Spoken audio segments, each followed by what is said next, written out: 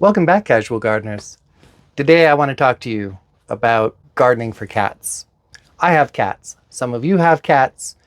We all love our cats. Even if we don't love our cats, you love your cats. It makes sense that we'd be wondering, what can I grow for them? There's some stuff. So today I will be growing cat grass. And I'm going to be talking about how to grow it in a little bit more detail because I'm excited to grow some. When cats are out in the wild, they're likely to chew on some plant life when they're dealing with hairballs or digestive issues. Cat grass allows your indoor-only cats to get that same benefit. Cat grass is just a mixture of wheats and oats and rye and barley. Basically, we're growing sprouts for our cats. They're going to grow to about 4 or 5 inches tall over the course of a few days, about 4 to 6 days, and then they're ready for the cats to eat them. I've already filled this tray with some nice moist soil, and I'm going to sprinkle my cat grass into the tray.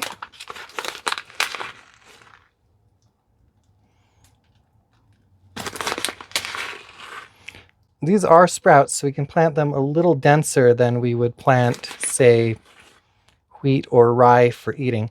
And I am using an oversized tray just because I think it'll look nicer. All right, now that I've added my cat grass, I'm going to firm down the soil.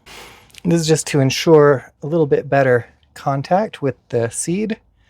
And now I'm going to take a little bit more pre-moistened soil. Always remember to pre-moisten your potting soil because it dries out after you open the bag. It's not great. And I'm just going to really put a light layer of it over my seeds. This will ensure good soil contact, as well as just making sure everyone has a firm grip on the soil when they germinate. Now I'm going to put this in a warm shaded location for a little while until they sprout, and in a few days I will have a treat for my cats. Now another actually couple of things we can grow in our gardens are going to be more familiar to us. That is catnip and catmint. Catnip and catmint are both members of the same genus Nepeta. Catnip is specifically Nepeta cataria, whereas catmint can be several species within the genus. We aren't cats, so we can't know exactly what a cat experiences when it eats catnip, but they appear to have some euphoria followed by some relaxation. But I mean, honestly, cats follow everything with relaxation. I am often jealous of my cats and all the relaxation they get, which is why I'm out here slaving in my garden to get some of my own. Both catnip and catmint are perennials. Catmint is, in my opinion, a little bit more ornamental and seems to do a little bit better job attracting pollinators to your garden. In both cases, you do want to be careful because they are members of the mint family and they will spread. So these are really great container plants. I wish I could have shared that information with the previous owners of this home because I am always mowing over catmint creeping out of my flower bed around my poplar trees. It's not a big issue though, because the lawnmower keeps them in check in the lawn. It smells amazing. Now, only 60% of cats will actually react to catnip or catmint. The other 40%, if your cat isn't reactive and you really want your cat to do drugs, you may try valerian. It is another herb, another pretty hardy perennial that gets your cats whoopsie and having fun.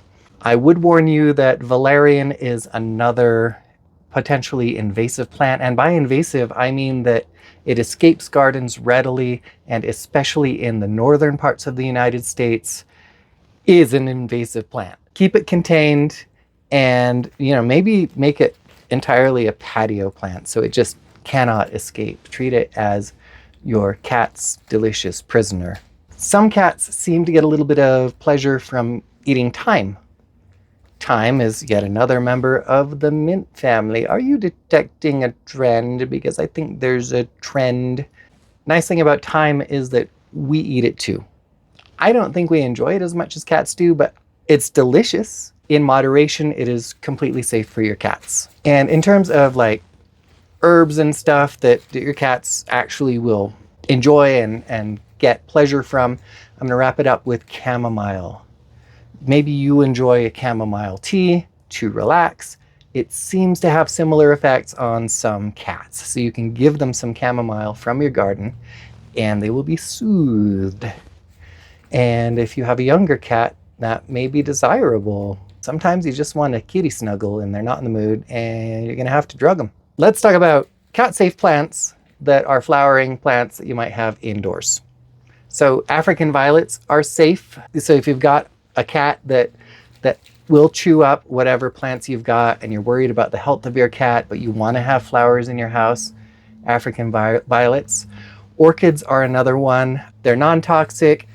Another advantage of orchids is their leaves can be pretty tough. So it's possible that your cat will not enjoy chewing on that and will leave your orchid alone. Sunflowers are a sun-loving plant. Who'da thunk it? So you're probably not going to be growing sunflowers in your house, but you can bring sunflowers into your house as a bright, cheery cut flower, and they won't hurt your cats if they get chewed on. Snapdragons, also more likely to make it into your house as a cut flower, but if you have a sunroom or a sunny window that you like growing plants in, snapdragons are comfortable down to part shade, and you may still get them to flower inside your house. If your cats nosh them, your cats will be fine. And I'm going to wrap up this list with marigolds.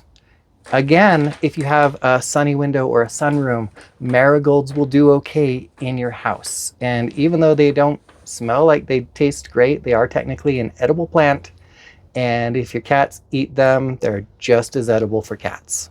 Now we're going to wrap this up by just mentioning some plants that you may not want in your house if you have cats, or if you do have them in your house, you need to keep them where your cats cannot reach them because they will poison your cats. Top of the list is lilies. Lilies are extremely toxic to cats. In fact, the whole lily family is toxic to cats. They'll usually do a pretty good job leaving your onions and garlic alone. So you can still cook with onions and garlic unless you're a Zoroastrian. If somebody brings you a bouquet of lilies, even a little bit of lily gets out, like a petal or some pollen, you can still sicken or kill your cat. So keep it away. Aloe vera is technically toxic to cats, but a majority of cats will avoid it because it's not pleasant to chew on and it doesn't taste that great. Shut up, it tastes terrible. If you're one of those freaks that eats aloe vera, come at me in the comments. Pothos, snake plants, philodendrons, and Dieffenbachia are also common house plants that may be bad news for cats. Most of these are plants that you just need to keep out of their reach and police the floor around the plant for fallen leaves. So you can still have them as long as you're careful and your cats will be fine. Now, I would just like to wrap up this video. Well, first, like and subscribe, of course. That's my whole, I need that. I'm a YouTuber. But also, guys, come closer. Yeah, all the way. Put your hand up on the screen. Yeah, we're holding hands now. No, it's not weird. I love you too. No, so bird flu. Seriously. Birds get it. Cats eat birds. The problem is cats are susceptible to bird flu in very similar ways to how birds are susceptible to bird flu, which means that unlike cows, if your cat gets it, it's gonna die. Or get very, very, very, very, very, very sick and spend some days in the vet's office if you're lucky. So I know there are people out there in YouTube land. Hi, people. You've got cats and you feel like it is cruel to keep your cat inside.